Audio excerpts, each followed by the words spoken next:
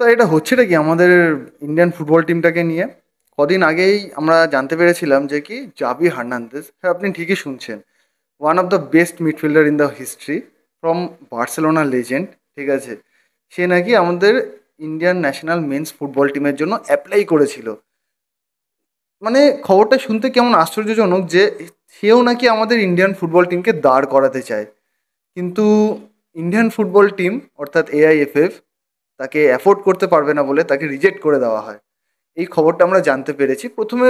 Seriously আমি প্রথমে এটা বিশ্বাসই করতে পারছিলাম না যে জাভি নাকি আমাদের এখানে অ্যাপ্লাই করেছে।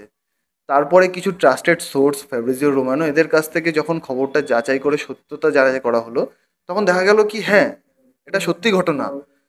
কিন্তু কালকে রাত থেকেই একটা খবর আবার বেরিয়েছে যে কি এটাও একটা ফলস নিউজ ছিল, জাভি হার্নান্দেজ কখনোই এই পোস্টের জন্য অ্যাপ্লাই করেনি বা তার কোনো টিমের তরফ থেকে এআইএফএ যোগাযোগ করা হয়নি। কিন্তু মেন পয়েন্ট এটা না, যেটা বলার হচ্ছে যে এতটাই নিচে নেমে গেছে আমাদের ইন্ডিয়ান ফুটবল কালচার বা এআইএফএফ, দেখতে গেলে যে পুরো ওয়ার্ল্ডের কাছে একদম মকারি হয়ে থেকে গেল এই জায়গাটাতে। এটা হচ্ছে ঘটনা। ইন্ডিয়ান ফুটবল টিমে না আছে ইনফ্রাস্ট্রাকচার, না আছে টাকা পয়সা, মানে কিছুই দেখতে গেলে ঠিক নেই। আর বিগত 10 বছর ধরে যা খেলা দেখাচ্ছে আমাদের ইন্ডিয়ান ফুটবল টিমের ফ্যান বেস, যদি গ্রাফটা উপর দিকে থাকতো 10 বছর আগেও, এখন সেটা ক্রমশ নিচের দিকে চলে যাচ্ছে। এক সময় one of the biggest rivalry, Mohun Bagan versus east Bengal, এশিয়ার বিগেস্ট ডার্বি হতো আমাদের কলকাতাতে, ঠিক আছে।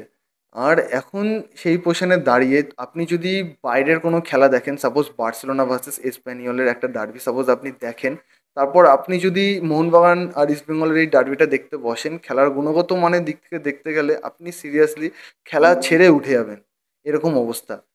ইন্ডিয়ান ফুটবলের এখন আমরা ধরেই নিয়েছি যে সিরিয়াসলি এখন কিচ্ছু হবে না।